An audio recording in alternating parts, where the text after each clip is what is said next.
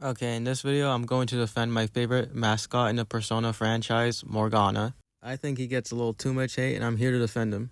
But I will say he is my favorite probably because of nostalgia. I feel like I should like Teddy more, but I think it's one of those things where it's like Dragon Ball is my favorite anime. I can't imagine my life without it. But I do think that One Piece is like the greatest story ever told. Like, whatever, it's my opinion. If I like Morgana more just because he's a cat, then I'm allowed to do that, you know? First, I'm gonna start off of why I don't like the other mascots as much as Morgana. Let's start off with Koromaru. He's my least favorite of the three. My first problem with him is the problem that like almost every character in Persona 3 has, the way they're introduced. The characters in that game just show up and stick around. Later on, the game gives these characters moments to shine.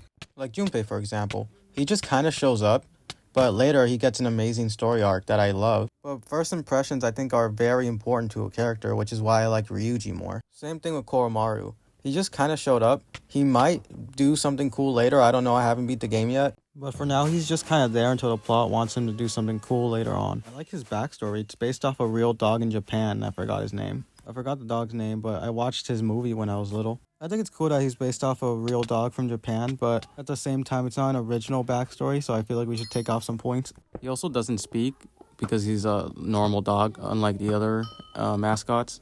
For me, that makes him less interesting. I don't know about anyone else. It might make him more interesting because he's a normal animal, unlike these other strange creatures. So that's my take on him. I like him, but compared to the other mascots, he's not that interesting. Alright, moving on to Teddy. Not much to say about him. I love him.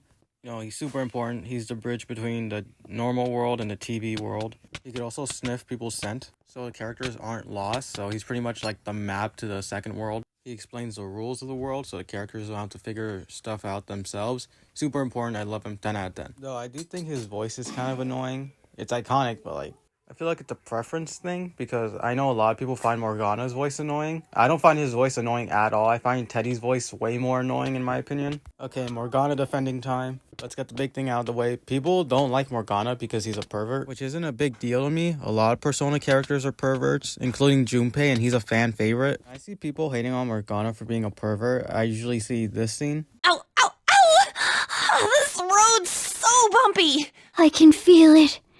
The tender touch of a soft butt. People really hate him because of this moment, and I honestly don't understand why. Like, dude, she's literally writing inside of him, and he's not allowed to say anything about that. He made one sus comment, and the whole community hates him. But what's even stranger is that Futaba actually says weirder things, and I see no one hating on her. Whoa, Panther! They're huge! I don't know where to look when they shake! Like, every other character makes a comment like this, and no one bats an eye. Panther, you're bouncing somewhat. Also, Morgana liking An is kind of important to his character because he thinks he's a human, so he has a human crush. That makes him, you know, more interesting. One last thing for the pervert section. You guys, the one playing the game, are probably bigger perverts than he is. Okay, let's move on. Another thing people hate about Morgana is that he's a plot device. What, so you're mad that he helps the story move forward? That's kind of a good thing. You prefer the characters to figure shit out themselves and not know what to do? That would make the game even longer, and the game's already long enough as it is. I'm telling you, Joker and the gang would not be able to do Palace 1 without Morgana. He's that important. And also, slight spoilers. I'm pretty sure the whole point of his character is that he was designed to help Joker and the gang. So, like, you're getting mad at him for him doing his part. Another thing people hate him for, apparently, he doesn't let you go out and explore and stuff. No, dude, that's the game doing that. They're just using Morgana as an excuse.